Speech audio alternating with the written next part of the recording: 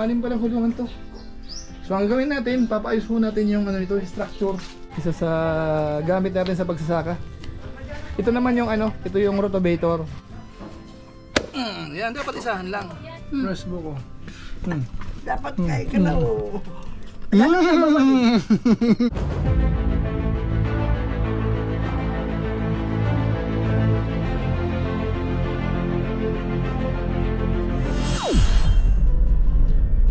Ayun, shoutout guys.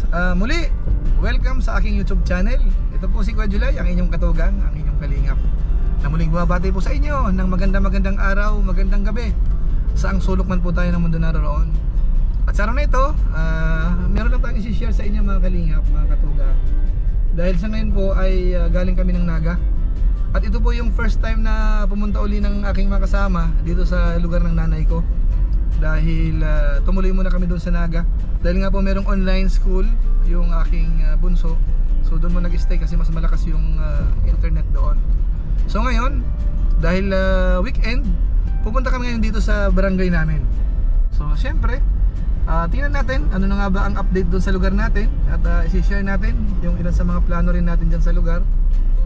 Kung may time po mamaya, ipapakita ko po sa inyo pagdating natin, ano? So antabay lang po kayo dahil tayo po ay medyo malapit-lapit na. Kapag ka po dinire-diretso po natin ito, lalabas po yun ng bandang Inapatan, dadaanan yung Palsong, tapos yung papuntang Balatan, papuntang Nabwa, papuntang Iriga, pwede rin po dito. So itong lugar namin, sakop po ito ng Bula, Kamsur. So part po ng Bicol. So ito po yung ano, ito yung pinaka-boundary. Nawala na yung arko rito. Ito, yan, yung poste na yan, ito yung boundary ng barangay namin. Ayan, tingnan natin. Asa?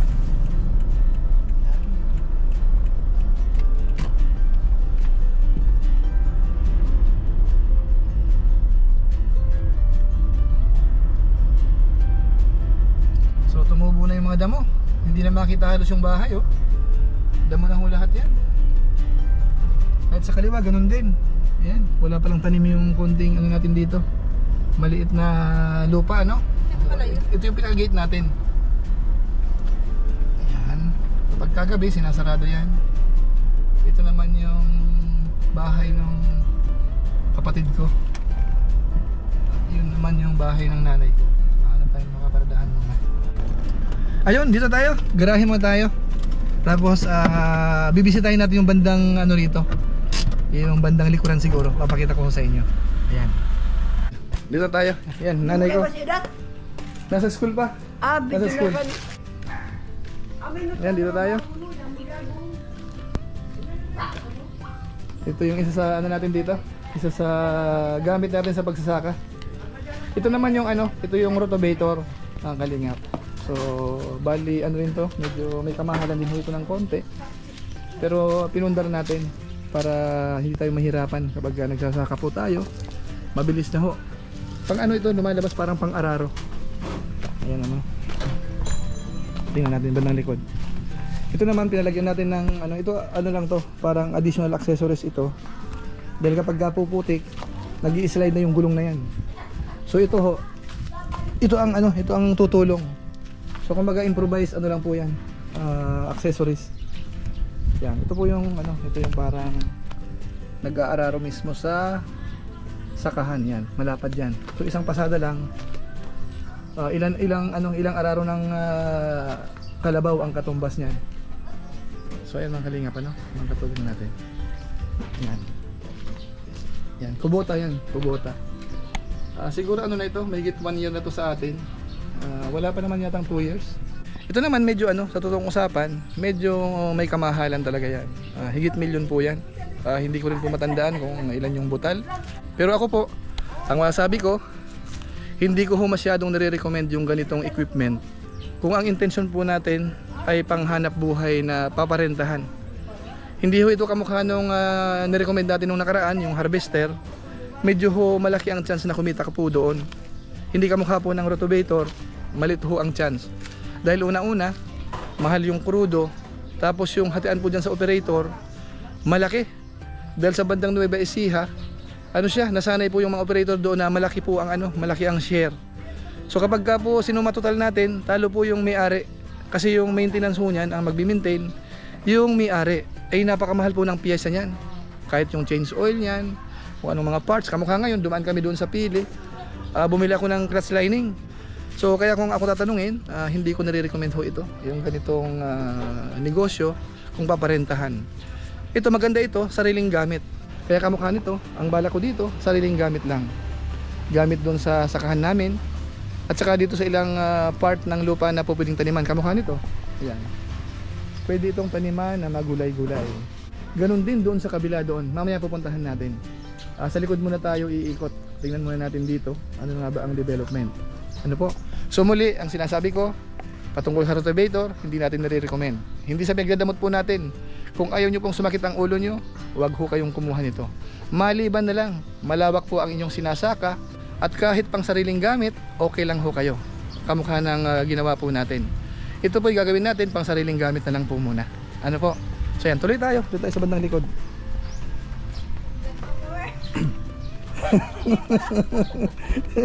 Wait lang, tabanan dito. Ayan, ito naman. Ito yung jeep ng tatay natin. Ayan, may diferensya lang, may inaayos. At siyempre, meron tayong magaling na mekaniko. Recommended ng driver natin. Ano yan, rewiring uli? Ano lang po, repair lang po. Hindi naman lahat, hindi naman ano. Lahat. Pero yung pinaka-mechanical ano niya, okay na yung pangilalim? Okay lang. Flywheel? Opo. Ayos na siya. Oo. Sulas na yan, ano lang, Opo. wiring. Kaya bang mapaandar ngayon? Oo. Ayos.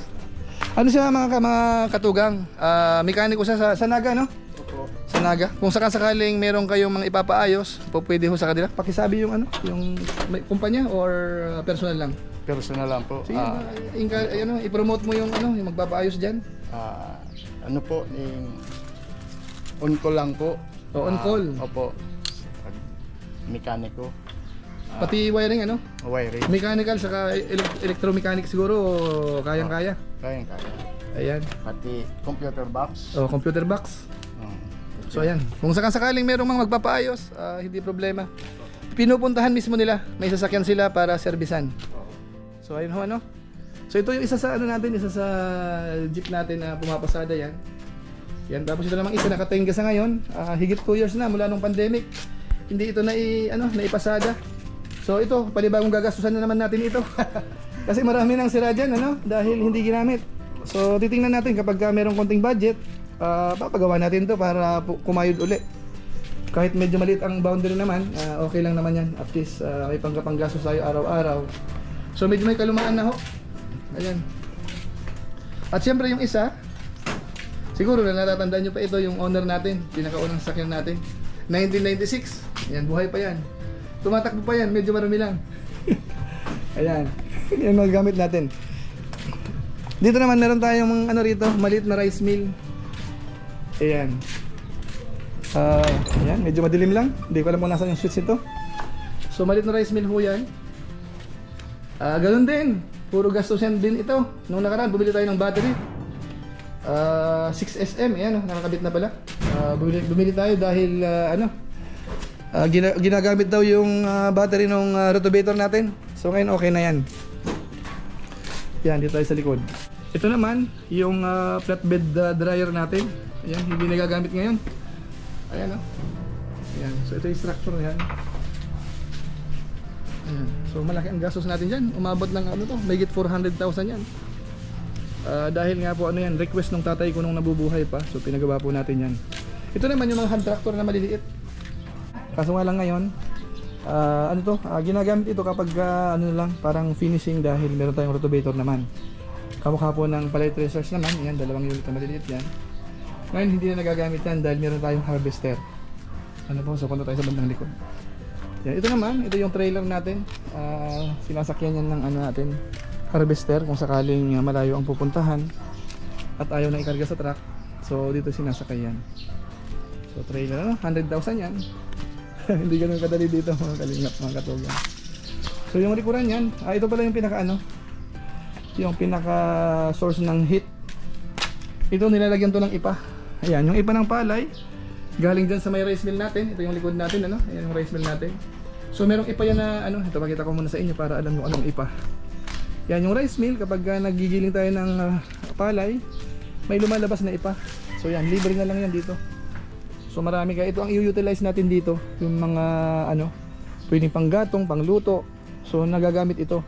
At isa sa pinaggagamitan yan, itong ano natin, itong dryer natin. Yan, dito nilalagay. Yan. Tapos yung pinakaabo niyan babagsak dito. Tapos merong ano yan, merong fan. Ayan. Yung ano yung makina tinanggal lang ngayon dahil ginagamit doon sa ibang ano, dahil na-stock po ito ano. So yan ang pinaka-fan yan. So kung mapansin natin, ang dami nakatambak na ano, na kahoy dahil hindi ginagamit pansamantala. Ano, so titingnan natin kung paano natin ito pagaganahin uli kung kinakailangan. Pero kapag ano naman, pag ang init naman ay sapat, hindi kailangan ng ano, ng flatbed dryer. Ibibilad lang natin sa araw, okay na yan. Ayan. Ito naman mga ano, saging, maraming saging dito. Yan, ito yung tingnan natin bandang dulo. Medyo marami na rin ano. Yan, kailangan palinis natin to. Ayan, so maraming puno. May nyog, may mangga. Yan, kung ano-ano pa. Ito gulay, lubi-lubi. Ayan, yung iba hindi ko na ano, hindi ko na kilala kung anong klaseng ano yan. Puno. Itong mangga, medyo alam ko yung mangga. Ayan. So ito po yung bandang likuran. Ayan. Ito ang gusto ko pong ano, gusto ko rin po itong gamitin, itong likuran na to. Bali itong lupa na to mga kalingap, bali sa mga magulang ko to. Ngayon naghati-hati na kami ng mga kapatid ko. Bali pinagtatlo po namin ito. Ito sa ano, dito sa pinakadulo, yung pinanggalingan natin ano kanina doon. Dito yung part ko. Tapos bandang gitna, yung sa bunso namin. Tapos yung pinakadulo doon sa isang kapatid ko pa na yung namatay na. Pero yung kanyang ano naman asawa at saka yung kanyang mga anak, yun po ang magmamanage na lang yan. So ito mga kalingap ano, dito sa area na to, ang bala ko talaga ditong gawin, maglagay ho ng ano, ng free range chicken ano dito sa area na to. Kasi dito hindi naman ho masyadong ano yan, maamoy. Saka malayo-layo naman sa mga kabahayan na yung parang ano, parang native lang po yun ano dito sa area na to. Ito ang plano ko. Tapos doon sa pinanggalingan natin kanina, native chicken naman. So meron tayong native at saka yung free range ang bala ko po dito. Pero hindi po yung 45 days kasi medyo mas maamoy po yun. Yung tipong ano siya native kasi maraming damo dito. Kumakain po ng mga damo yan ano, mga kalingap. Kaya ang bala ko dito, dahil kung mapapansin natin merong kawayan dito ano, kawayan sa boundary yan. Doon sa dulo meron din. Ang unang gagawin natin dito mga kalingap, kung yan po ang plano talaga, gagastos tayo. Kailangan po dito para maproteksyonan yung ano man ang gagawin natin, kailangan yung bakod maayos. Sa ngayon ho kasi naka barbed wire lang po yan, barbed wire. Kaso nga lang, alam mo na ang barbed wire, sinisira ho yan. Ayan, ayan dito tingnan natin bandang dulo no? So madali hong masira yan at pwedeng ano, makalusot po uli yung mga tao ano. Yan ito, ang baba na ng barbed wire dito. Siyempre nakakadaan na po yung ano, gustong dumaan. Ayan. So ang unahin ho natin dito siguro, aayusin natin yung bakod. Yan, lilinisin muna natin to lahat. Yung kawayan na yun, aalisin ko na yan. Kawayan na yan, tanggal yan. Sa isang side muna, bala ko ho ito, palagyan ng bakod. So pinag-iisipan ko pa ho kung anong klaseng bakod, kung cyclone wire, kung hollow blocks, or depende ho. Kaya medyo ano yun, malaki-laki yung budget po ang kailangan ano. Tapos ito sa kabilang side, ganun din. Sa isang side medyo malinis ang konti. Pero titingnan natin kung uubra ho yung hollow blocks dito kasi may mga punong hong malalaki na eh. Kamukha nito, ang laki na ng puno, hindi ko na alam kung anong puno ito.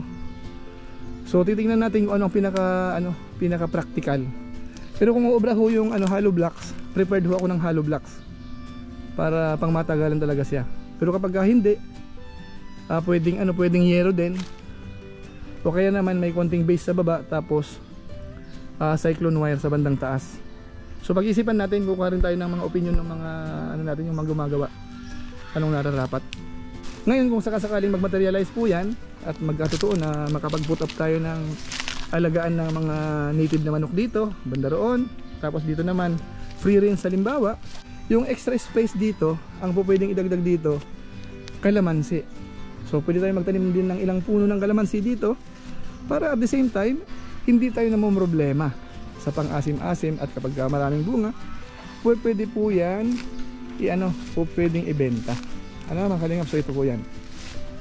So yan ang plano natin, lilinisin natin hanggang dulo. Puntahan natin yung dulo. Ayan. Hindi ko lang tanda kung gaano kalawak ito eh. Ito ang area na to. Pero alam ko wala pa namang isang hektarya to. Yan, sana walang ahas, nakatsinilas lang tayo. Baka makaapak tayo ng ahas. Ayayari tayo. Ayan. So dito may ano, dito may mga barbed wire, kaso nga lang masyadong mababa. Useless yan.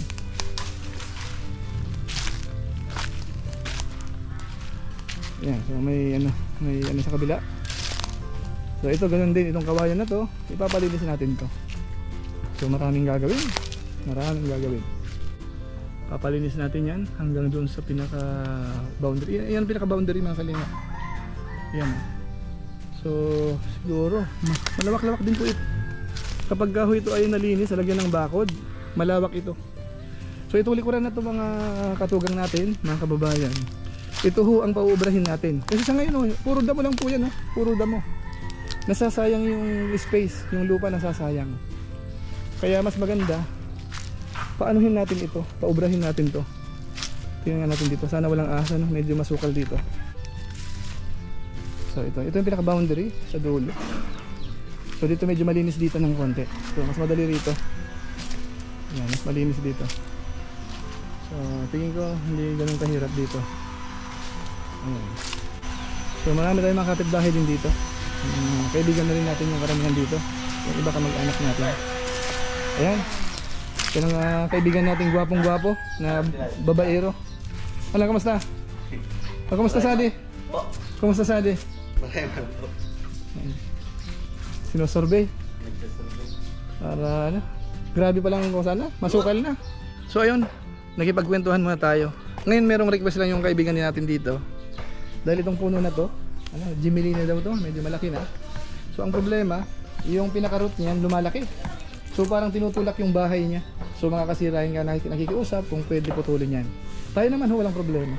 Kung nakakaperwisyo yan sa ano natin, kapitbahay, hindi problema yan. So pwede natin palanggal yan. Ayan, no?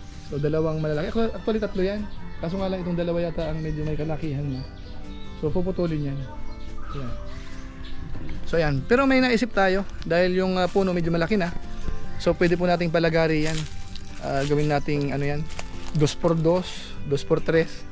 Pwedeng pakinabangan kung sakaling gagawa tayo ng ano, kulungan ng baboy, kulungan ng manok, magagamit yon. Ano, so multipurpose yan. So yan, maraming puno dito. Ayan, alaki pa rin yan. Sayang ng putulin. Kapag ganyan kalaki na, hindi na pwede yan, sayang. So sa ngayon, pansamantala, barbed wire ang ano natin, ang bakod. Pero napakababa nito. Useless po ito. So i-clear po natin yan, ano? I-clear. Ayan, may babuyan dito sa kapitbahay natin. Dito sa amin, meron din po dito. Yan, tingnan natin. Ito yung babuyan ng tatay ko nung araw na hindi na ho ginagamit ngayon. Ayan. Ito. Ito yung babuyan ng tatay ko. Ayan. Hanggang doon. 1, 2, 3, 4, 4, 5. 5 kulungan pala ito, no? Kaso sira na po yung bubong. Ayan. So siguro ang gagawin natin, i-utilize natin yung existing muna. Dahil sayang ito, no? May gastos yan nung ginawa ito, no? Ayan, no? Yan. Actually yung design nito, yung ano to, yung nililinis ng tubig. Hindi ito yung walang amoy, yung nilalagyan ng ipa. So hindi pa po ito. Ay, hindi lang pala ano to. 1, 2, 3, 4, 5, 6 pala hulungan to. So ang gagawin natin, papaayos po natin yung ano nito, structure. So pansamantala, dito muna tayo mag-aalaga ng baboy ng konti. Yung pang ano muna, backyard ano muna tayo na pag-aalaga. So gagawin po natin yan. Ayan, ano to? Ito yata yung ano, ito yata, ay kaso maraming langgam. Ano to? Ito yung puno ng kape. Kape to yan, natatandaan ko na. Yan. Kapag nahinog yan, nagkukulay dilaw ho yan. Ayan, oh. Kape ho yan. Puno ng kape. Ayan, so buhay pa pala ito. Kaso nga lang nilalanggam. So kailangan ano natin yan, ng sprayhan siguro natin yan para lumaki ng maayos. Maraming langgam eh. So ayan, oh. Ito naman ang generator natin kapag brown out. Ayan, kaya magpaandar ng aircon to. Medyo marumi lang. Ayan. Puro grasa, ano? Puro langis. Alikabok. Ito yung generator natin. So gumagana yan kapag brown out. Napapaandar natin yan. Kayang paandar yung aircon yan. Ito naman, deep well to. Deep well, yung mano-mano. Tapos meron tayong bomba rito. Kaso ang alam ko hindi na gumagana to. Hindi na to gumagana. So So ang alam ko nagbutas tayo ng panibago dun sa bandang malayo. Ano, malayo-layo yung butas yan, may nandiyan pa yung tangke. So hindi ko sigurado kung gumagana pa yan. I-check natin yan. Yung source ng tubig. Yan. Kasi meron din tayong free flowing doon sa kabilang, ano, punta natin yun mga kalingap, ano, so mamaya. Ito mga panggatong. Yan. Kahit meron ng gasol, pero may mga reserba tayo. Yung magaling sa mga nyog, iniipon natin. Pwede pa panggatong yan. Ito yung likod ng bahay ng kapatid ko. Ito naman yung sa nanay ko. So meron tayong maliit na paradahan dito. Yan, dito yung sakyan natin pinaparada. May ano dito, mga pamangkin ko, mahilig sa pag-gym. So magagamit natin to, makikibuhat tayo rito para hindi tayo masyadong manghina. Dito tayo nang galing kanina. Yan, ito yung pinaka front ng compound natin. Ayan, hanggang doon. Itong kabila na to, akin pa rin to. Nabili ko ito nung binata pa ako. 2,000 square meter ito mahigit. So ngayon walang tanim, puro damo. Dito hindi ko alam. Hindi, damo rin to. Ayan, walang tanim. So ito ang sayang. Kasi kahit taniman mo ito ng kamuting kahoy, mais, o kaya kamote, ang ganda ng ano dito, lupa. Ayan, matataba yan. Kitang-kita natin, oh. Ayan. Yung tubo lang ng damo, alam mong ma-vitamina yung lupa. Ang ganda ng tubo ng damo. Kung meron tayong kalabaw, kambing, yan, sarap yan. Kung merong free-range chicken, naku, gustong-gusto yan ng mga free-range chicken. Yan mga kalingap, yung ano naman, makita nyo mga Indian tree sa boundary.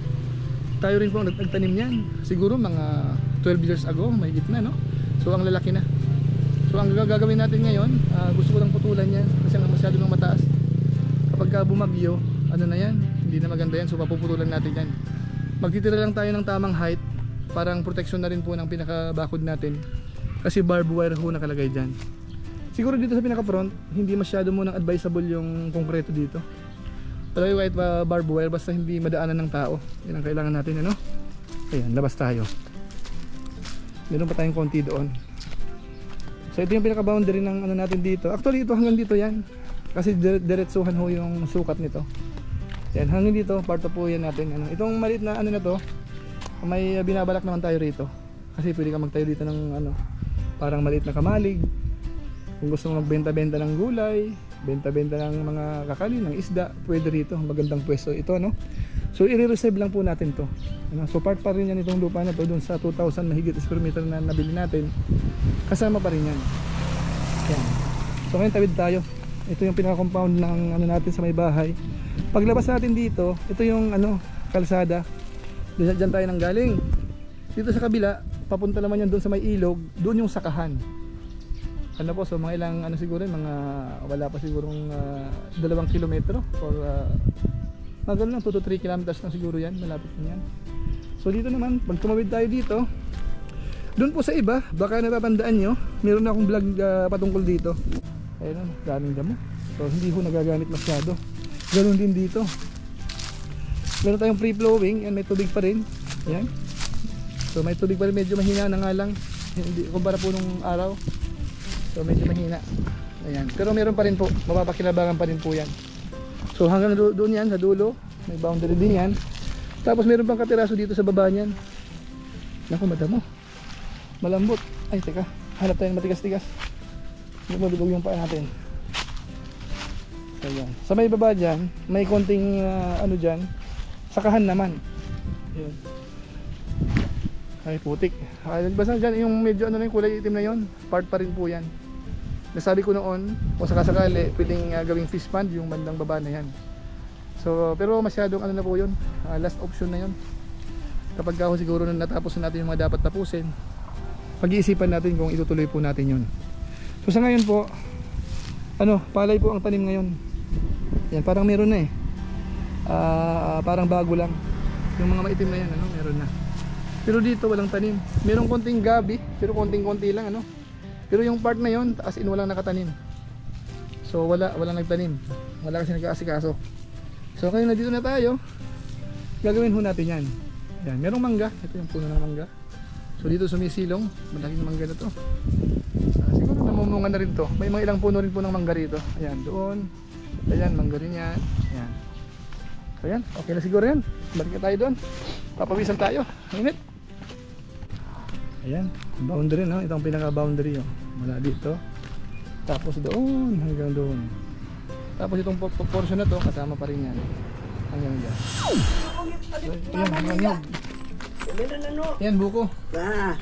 Yan, sariwang buko. Dapat sa kutsara. Yan, Wag ko magkutsara, no? fresh buko. Fresh buko.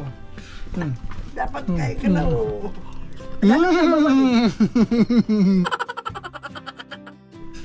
Harap. Kung ano Nagugulo pa. Nagugulo pa, no? Taring upod na. Yung pinigyan sa RJ, kumakain ng buko. Mm. Oh, isa pa RJ. Ay, nasusupog na. Hindi. Ay, nasusupog na. Nasusupog ni mama niya. Oh, mama!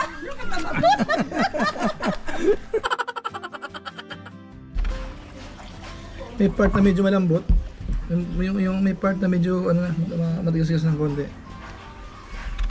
Ito yung katamtaman. Ayan.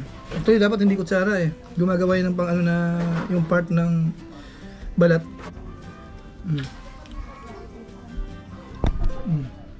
Ano pa? Ito maliwanag.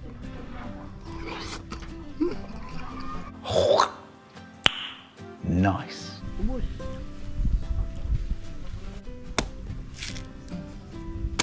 Prol. Yan. Ginagawa namin kutsara yan. Tingnan ganyan. Maprol yung ano, yung itak natin. Dapat matalas yan para medyo ano, pulido siya pang kutsara. Wala, maprol. Maprol yung itak.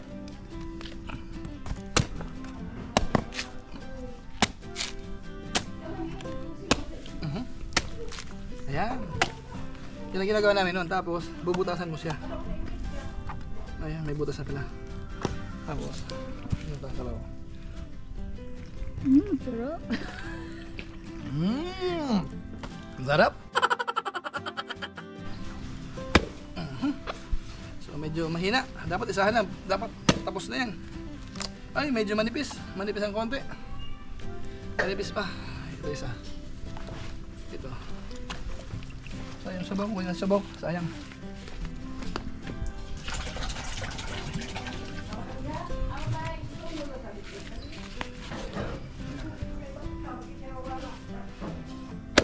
Yan, dapat isahan lang. So, ganun din. Medyo ano pa, manipis pa ng konti. So, yan, okay na siguro. So, yan po mga kalingap, mga katugang po natin. Yan po muna ang may share natin dito sa lugar natin. So, siguro po pansamantala, magpapaalam po muna tayo. Abang na lang po sa mga susunod nating vlog. Tingnan natin kung ano pa yung mga po pwedeng mai-share po sa inyo, sa ating mga followers, sa ating mga subscribers. Abang-abang lang po kayo mga kalingap. Meron tayong mga pang personal vlog po dito, bukod po sa paggawa ng reaksyon at saka sa ibang pagcha-charity vlog, pagsama-sama natin sa Team Kalingap. So abangan nyo po, marami ho kayong mapapanood pa sa ating YouTube channel. So muli, ito po si Kuya Julay, ang inyong katugang, na pansamantala nagpapaalam po muna. Kita-kita na lang tayo sa mga susunod ko pang vlog. Maraming salamat sa inyong walang samang pagsuporta po sa ating YouTube channel. Pagpalain nawa kayo ng Diyos, mabuhay tayong lahat, ano?